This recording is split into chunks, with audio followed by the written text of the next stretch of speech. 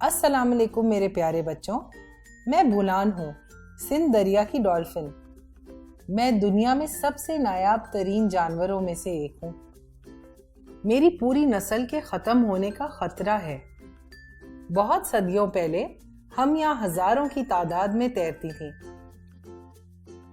لیکن اب ہمارے محافظ انسانوں نے صرف 1300 ڈولفنوں کے لیے ایک محفوظ ماحول بنایا ہے، اور اب سندھ میں ہم سکھر کے قریب پانی میں تیر رہی ہوتی ہیں۔ دریائے سندھ گندا ہو رہا ہے اور پانی کو نہروں اور ڈیموں میں تقسیم کیا جا رہا ہے، جو ہماری زندگی کے لیے مشکلات پیدا کر رہا ہے۔ مجھے اپنے خاندان اور نسل کی حفاظت کے لیے آپ کی مدد کی ضرورت ہے۔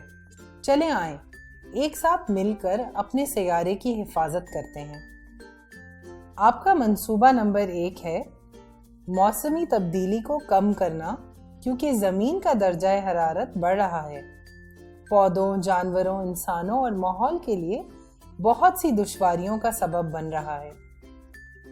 ماحول میں کاربن ڈائی آکسائیڈ جذب کرنے کے لیے آپ ایک درخت لگائیے۔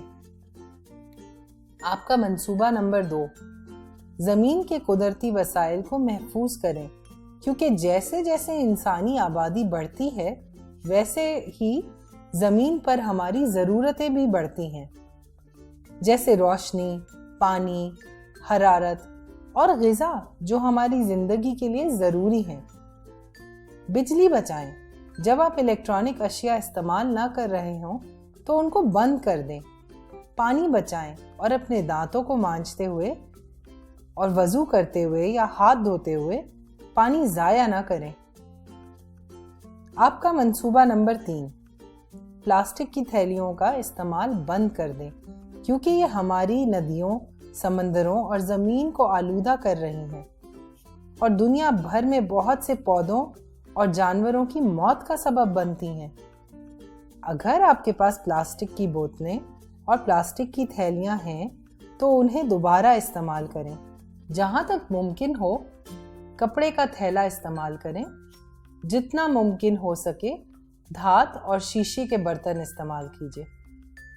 آپ کا منصوبہ نمبر 4 اپنے سیارے زمین کی عزت کریں۔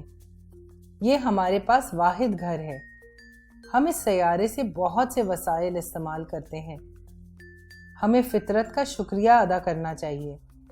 اس بات کی اشد ضرورت ہے کہ جتنا ممکن ہو سکے باہر جائیں اور کھیلیں، بجائے اس کے کہ گھر کے اندر بیٹھے ٹی وی دیکھتے رہیں۔ اپنی گلیوں، گھروں اور اسکولوں کو کچرے سے پاک رکھیں اور ان باتوں کو آگے بھی بتائیں تاکہ زیادہ بچے یہ سمجھ سکیں کہ وہ کیا کر سکتے ہیں۔ مجھے امید ہے کہ اب جب آپ لوگ دریائے سندھ کی سیر کرنے آئیں گے تو میرا خاندان بھی دریائے سندھ میں آزاد تیر رہا ہوگا۔